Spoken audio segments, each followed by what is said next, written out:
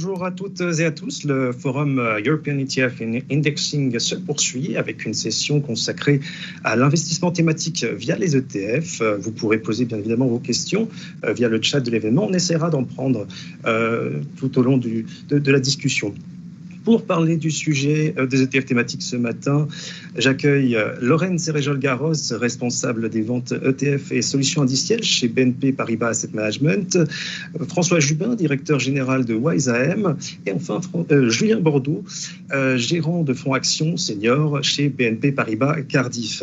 Alors sans plus attendre, je vais me tourner vers notre première experte. Bonjour Lorraine Serrejol-Garros. Bonjour. Je souhaiterais avoir votre sentiment tout d'abord sur ce qu'est un ETF thématique aujourd'hui, parce qu'on a tendance à associer les ETF thématiques aux tendances, voire aux méga-tendances. Pour vous, quelle est la définition d'un ETF thématique ? J'ai peur qu'il n'y ait pas vraiment de définition précise. Ce que je peux vous dire, c'est tout d'abord ce que n'est pas un ETF thématique. Donc, en tout cas, selon BNP Paribas Asset Management, ce n'est pas un ETF sectoriel parce que l'univers d'investissement est trop étroit. Ce n'est pas non plus une stratégie d'investissement purement financière, comme par exemple un ETF high dividend, momentum, low vol. Pour nous, il doit y avoir en sous-jacent une stratégie qui est basée sur de la recherche. C'est vraiment research driven. Et il faut que la thématique soit suffisamment vaste pour avoir un potentiel de croissance important dans les années à venir. Ça, c'est le premier point. Il faut également qu'il y ait un objectif de surperformance financière, bien entendu. Alors après, on a un avis un petit peu biaisé parce que chez BNP Paribas Asset Management, on est le leader en Europe des fonds ESG thématiques. Et du coup, effectivement, c'est très lié aux méga-tendances. Je vous disais aussi que c'était research driven. Et quand on s'intéresse aux méga-tendances, on a cet aspect pérennité et cet aspect univers d'investissement extrêmement large. Donc pour nous, oui, les ETF thématiques sont liés aux méga-tendances. Et au niveau des tendances de marché, vous voyez sur les ETF thématiques, quelles sont-elles? Qui achètent aujourd'hui des ETF thématiques à BNP Paribas Asset Management? Alors, un peu tout le monde. Globalement, on voit qu'en tout cas, les encours sur les fonds actions thématiques ont beaucoup cru en Europe, puisqu'il y a une étude Cantalis qui a été, je pense, publiée hier, qui montrait que pour les fonds donc actifs et passifs, on avait eu un triplement des encours sur les 4 dernières années. Donc, on est à 65 milliards d'encours, ce qui est énorme. Le mouvement était plutôt drivé initialement par le retail. C'était des investisseurs qui cherchaient en fait à donner un sens à leur investissement et aussi à bien comprendre sur quoi ils investissaient. Et puis, c'est vrai que dernièrement, on a vu de plus en plus d'intérêt de la part des investisseurs institutionnels pour leur allocation d'actifs. Alors justement, au niveau des investisseurs institutionnels, je vais me tourner vers plutôt Julien Bordeaux, chez BNP Paribas Cardiff. Qu'est-ce que vous rangez, vous, chez BNP Paribas Cardiff, dans la catégorie des ETF thématiques et comment vous jouez les ETF thématiques en portefeuille? Quelles sont les raisons pour lesquelles vous investissez en ETF thématiques? Alors effectivement, chez BNP Paribas Cardiff, on a peut-être une définition un petit peu plus large de la notion de thématique. Elle regroupe en effet des facteurs financiers tels que la thématique du smart beta qui est apparue il y a quelques années et qui donc permet de construire des portefeuilles sur des facteurs qui soient un petit peu différents des facteurs classiques tels que la géographie ou les secteurs. Donc là, on se rejoint. Et ensuite, on y inclut bien sûr maintenant les thématiques long terme. Vous avez parlé de méga trends. Nous, on dirait plutôt tendance long terme, c'est-à-dire qu'elles ne sont pas forcément des méga trends à proprement parler. Et comment on les intègre? Eh bien, ce sont des thématiques qui nous permettent de diversifier nos portefeuilles, qui sont basés dans nos cœurs sur justement cette construction de portefeuilles classiques, sectoriels, géographiques, classes d'actifs. Et grâce à ces thématiques, cela permet à nos portefeuilles d'être un peu plus orientés vers la performance long terme sur des axes différents. Donc, c'est vraiment en complément d'un cœur de portefeuille, en diversification que l'on joue ces thèmes. Et est-ce que l'univers des fournisseurs d'ETF thématiques, pour vous semble large aujourd'hui ou est-ce que ça manque d'offres? Alors, je dirais qu'effectivement, il y a quelques années, il y a 5-7 ans, c'était, je dirais, un sous-univers de niche au niveau des thématiques, et BNP Paribas a été un des leaders. Mais aujourd'hui, c'est vrai que ça s'est énormément démocratisé, et on le verra peut-être par la suite. Un risque pour le futur, c'est peut-être de galvauder la notion de thématique en voulant absolument, je dirais, rendre tout thème ou tout critère thématique. Donc là, je dirais que nous, on fait très attention à garder du sens et une significativité dans la notion de thématique. Et ça se développe énormément, effectivement. Merci Julien. François Jubin, chez vous aussi, chez WiseAM, vous sélectionnez des ETF. Alors, vous allez en parler sur un fonds bien particulier, mais tout d'abord votre définition, comme pour Lorraine et pour Julien, votre définition des ETF thématiques, et ensuite au niveau de votre process de construction et de sélection des ETF thématiques, quel est-il ?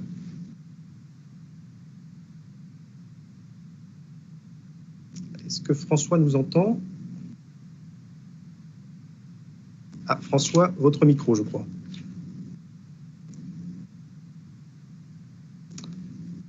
Je crois que François a un petit souci. Oui, excusez-moi, j'ai eu un petit souci technique.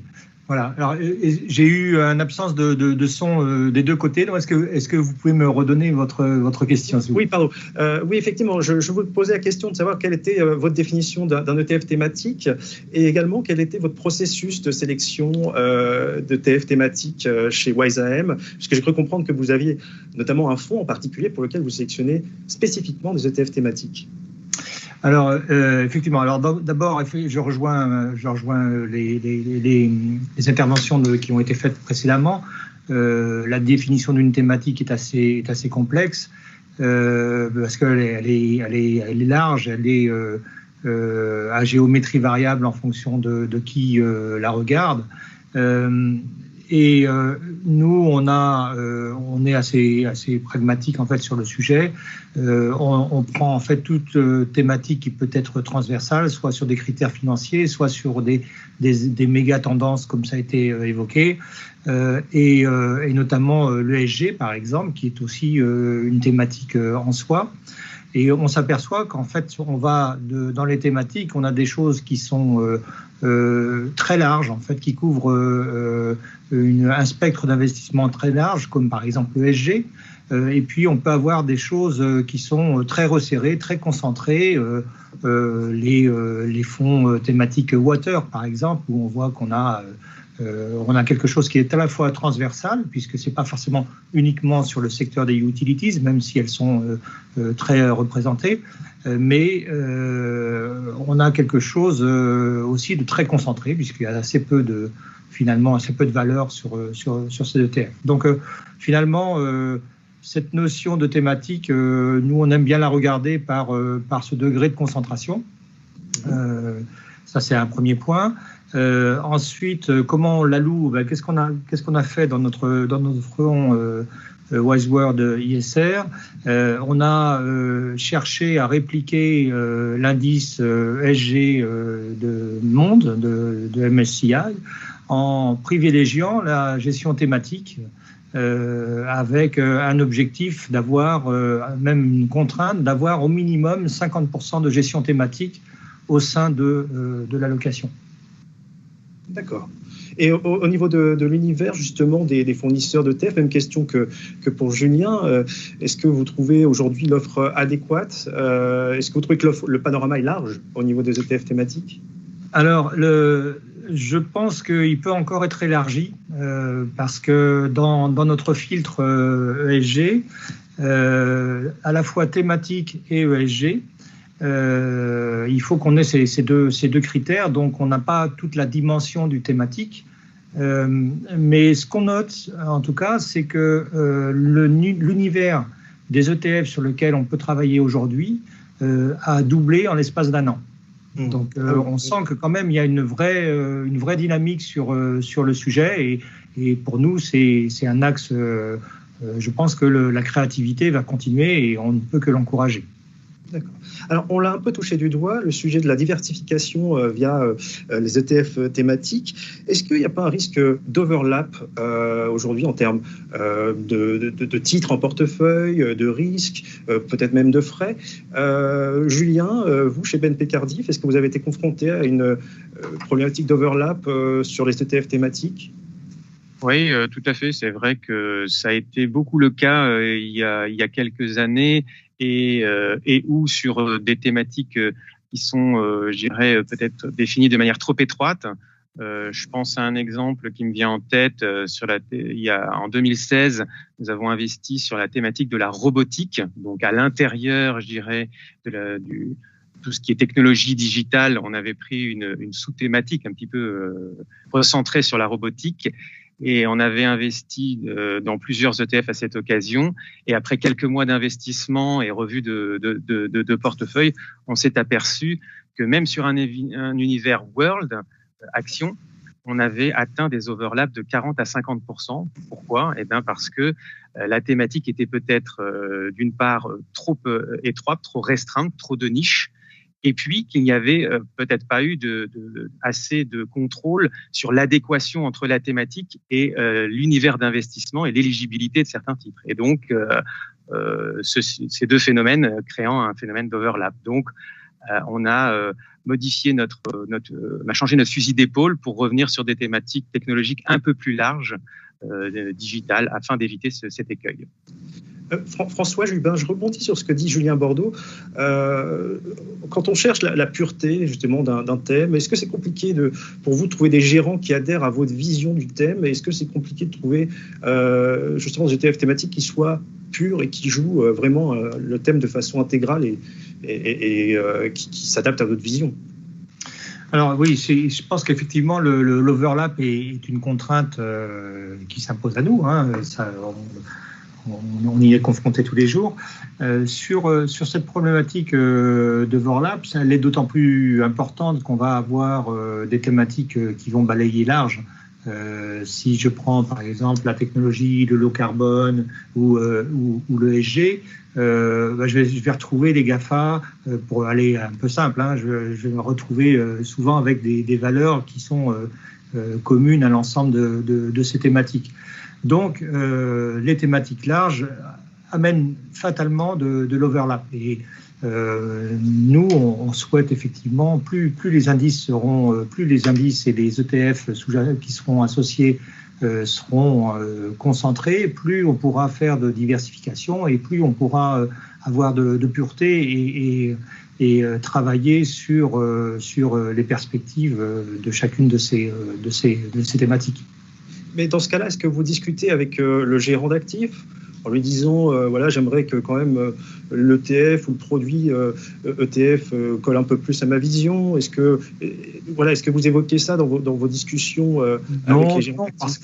Parce que l'avantage de l'ETF, c'est justement d'offrir une transparence sur la méthode de construction du portefeuille.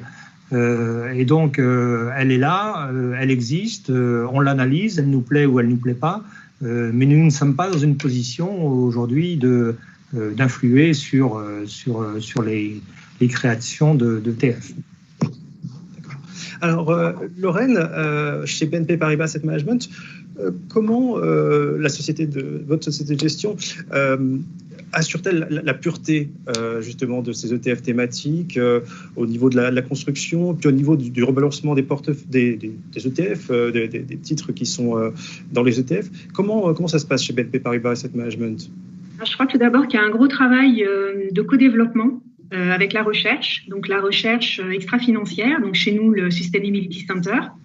Donc c'est une équipe de 25 personnes, de spécialistes, d'analystes ESG, également de spécialistes de la politique de vote, donc qui nous aident dans l'identification de la thématique, de vérifier qu'elle soit bien aussi conforme à notre approche globale. Ensuite, on va tester la thématique d'un point de vue plus financier avec les départements quantitatifs pour s'assurer effectivement qu'il y a une profondeur. On en a parlé tout à l'heure, qui est suffisamment, par exemple, d'actions, de market cap, de diversification. Idem sur le fixed income avec les gisements sur les émissions corporate. Une fois qu'on a vérifié que la thématique est bien définie, effectivement, et qui a un potentiel, on va se mettre en recherche du provider de l'indice. Et là, soit on va trouver un indice qui nous convient. Encore une fois, ça va être fait avec le Sustainability Center qui va vérifier que l'indice est bien conforme. Si ce n'est pas le cas, on va travailler avec des providers d'indices pour construire un indice qui, pour nous, définit bien la thématique. Sur cette thématique, c'est effectivement plus facile que sur d'autres. Je vais vous donner un exemple, par exemple, sur Circular Economy. Ce qu'on essaie de faire, c'est d'identifier des pure players pour éviter effectivement les questions d'overlap qui ont été soulignées par François et Julien. Sur une thématique comme le Circular Economy qui est vraiment très innovante, il y a très peu de pure players et s'il y en a, ce sont des pure players qui sont petits et qui donc peuvent difficilement servir de sous-jacent à un univers ETF qui par définition c'est un produit liquide, donc on doit pouvoir rentrer, sortir et puis ça peut accueillir des montants assez considérables. Sur certaines de nos thématiques, on a plus d'1 milliard d'euros par exemple. Donc comment fait-on à ce moment-là? On va mettre un peu des critères de façon à ce que le portefeuille soit au maximum diversifié et on s'aperçoit que c'est plutôt bien fait puisque si on prend notre ETF Circular Economy et un autre ETF qu'on a qui est le Blue Economy, ce sont des thématiques qui sont un petit peu connexes parce que par exemple sur le Circular Economy, un des gros clusters, c'est le traitement des déchets. C'est la même chose sur le Blue Economy où aussi la pollution marine est très importante. Pourtant, quand on regarde le portefeuille, les deux portefeuilles des deux ETF, on a un overlap de 3 titres sur 50. Donc, ce travail de co-construction, effectivement, avec le Sustainability Center, permet d'avoir des portefeuilles purs. Et quant à votre question sur le rebalancement, nous, on est gérant d'ETF, donc on applique vraiment les règles de gestion du provider d'indices. Donc, c'est assez variable selon les produits. Ça peut être du mensuel, ça peut être du quarterly, ça peut être du semi-annuel ou même de l'annuel. On parle de thématiques qui sont des thématiques de long terme, donc un rebalancement semi-annuel ou annuel, ça a du sens. Le portefeuille, il n'y a pas un turnover très important. Et en termes de frais, Lorraine, qu'est-ce que ça représente aussi au niveau des ETF thématiques? Parce que au niveau des fonds actifs thématiques, on a souvent tendance à penser que les fonds actifs thématiques sont plus chers que les fonds actifs traditionnels, actions traditionnelles.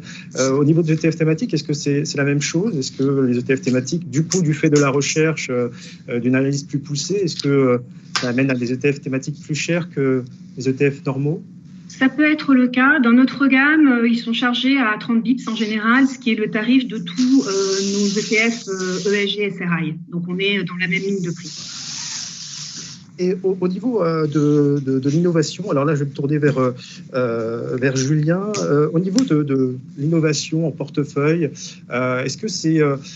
les ETF thématiques, finalement, c'est une manière aussi pour vous d'apporter une touche d'innovation en portefeuille?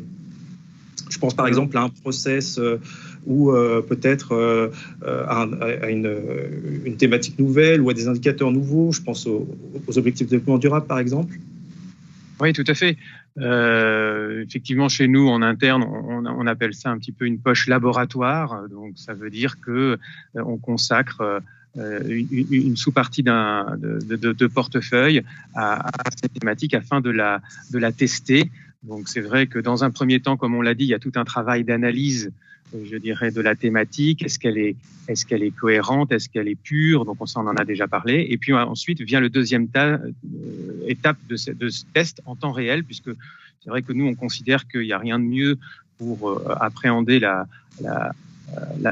thématique ou la stratégie, eh bien d'investir. Alors, on investit des montants dans cette poche laboratoire et ainsi, on peut vraiment tester au fur et à mesure des événements de marché la pertinence de cette thématique. Donc, on l'a réalisé par exemple sur le Smart Beta il y a quelques années pour nous rendre compte de la qualité, je dirais, de la construction des facteurs qui sous-tendaient les Smart Beta et comment ils réagissaient véritablement dans les différents scénarios de marché.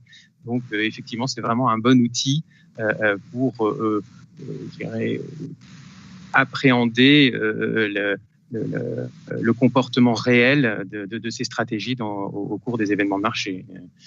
Et par rapport aux thématiques justement qui n'existent pas encore, est-ce que pour vous, ça serait justement un moyen, les ETF thématiques, de jouer? Comment vous appréhendez les futures thématiques qui ne sont pas encore sur le marché? Je pense par exemple à des thématiques comme l'espace qui n'est pas forcément joué en Europe. Il y a des ETF aux États-Unis, mais pas en Europe.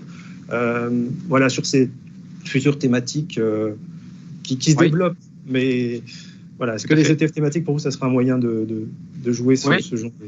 Là, on fait appel effectivement un petit peu à la question que vous posiez tout à l'heure de la relation entre un investisseur et l'écosystème financier, que ce soit un fournisseur de produits d'ETF d'une part ou un fournisseur d'indices d'autre part. Donc là, nous, comme on est un investisseur assez important et qui a, je dirais, un historique important sur les ETF. Nous sommes en dialogue avec les différentes parties prenantes, que sociétés de gestion ou providers d'indices, et périodiquement, je dirais 1 à 2 fois par an, on a ces échanges et un peu ces remontées de besoins en tant que client, et on fait remonter des idées, des nouvelles thématiques qui nous sembleraient intéressantes à creuser, et en retour, des propositions nous sont faites.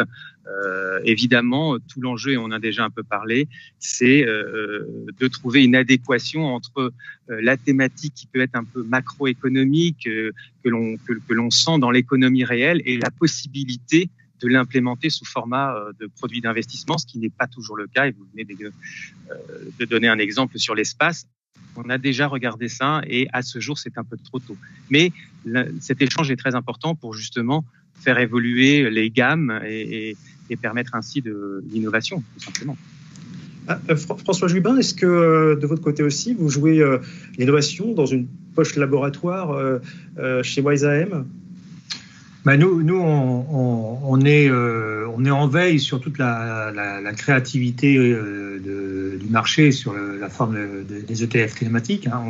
On est persuadé que c'est quelque chose qui va être durable dans l'investissement, qu'il y a un vrai intérêt pour le consommateur final de comprendre davantage où son argent va et quelles sont les thématiques qui sont financées. Donc tout ça, nous, on pense que ça va vraiment dans le bon sens. Ce qu'on observe aujourd'hui, c'est peut-être, je me permets juste une incursion comme ça, c'est il y a une domination de quelques providers d'indices aujourd'hui, et ça, c'est sans doute un sujet d'inquiétude, et je trouve que pouvoir s'appuyer sur des providers alternatifs sur les indices sera sans doute une solution pour effectivement enrichir la gestion thématique qui doit retrouver quand même une certaine masse critique pour pouvoir exister. Et est-ce que pour vous, les ETF thématiques peuvent être joués sur toutes les classes d'actifs, par exemple l'obligataire ou autre? Pourquoi pas, mais je pense qu'aujourd'hui, on est le gros des intérêts, c'est quand même sur la partie action. La partie obligataire, elle a...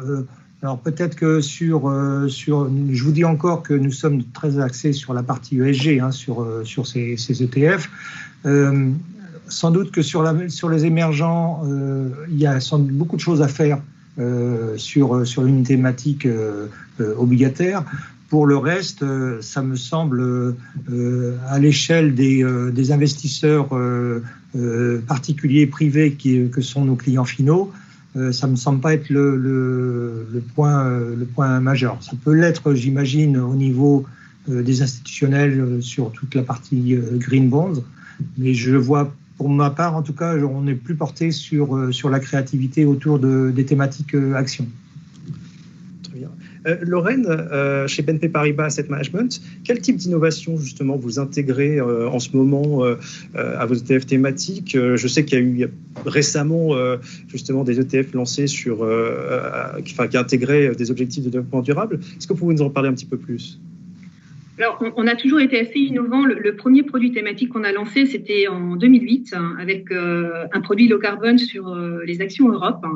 Et ce produit est PAB depuis juillet. C'est les indices Paris Align Benchmark, en fait, qui répondent à des objectifs de réduction de l'empreinte carbone, donc division par 2 de l'empreinte carbone par rapport à l'univers par an, et puis réduction également de 7% par an pour atteindre les objectifs de l'accord de Paris. Donc, ce produit, bien que lancé en 2008, on a su le faire évoluer à plusieurs reprises, et notamment en 2016, on a, avec Euronext, créé un comité scientifique donc au sein de l'indice qui, du coup, sélectionne notamment les entreprises vertes qui participent à la transition énergétique.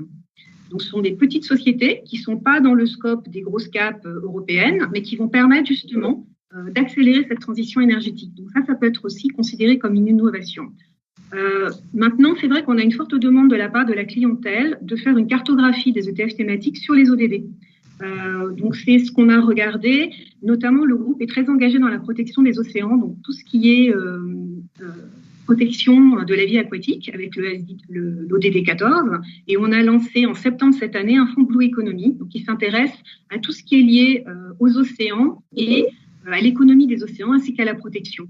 Alors, ce produit, il a comme objectif principal l'ODD 14, mais il prend aussi en compte d'autres ODD comme le 7, donc Clean Energy, le 9, Infrastructure, Industrie, ou encore le 13, la lutte contre le réchauffement climatique. Donc, ce sont des choses que nous demande le client pour mieux cerner en fait la thématique sur laquelle il veut investir. Et même question que pour François, au niveau des classes d'actifs, est-ce que l'approche thématique, ETF thématique peut s'appliquer à toutes les classes d'actifs pour vous? Elle peut s'appliquer à toutes les classes d'actifs. La seule condition, c'est qu'on ait des sous-jacents liquides pour pouvoir s'exposer. Donc, que ce soit actions ou obligations, on a besoin d'avoir des gisements suffisants. Je vous donne un exemple. On a un fonds green immobilier vert. Donc, on s'expose via des actions de compagnies foncières listées. Et donc, on trouve, même sur une classe d'actifs qui est normalement plutôt real asset et peu liquide, on trouve à pouvoir s'exposer. Maintenant, effectivement, sur l'obligataire, c'est un peu plus compliqué. Donc, on doit chercher des thématiques où il y a suffisamment de gisements obligataires pour pouvoir avoir une bonne diversification et une profondeur de marché, pour encore une fois avoir un outil qui soit très, très liquide.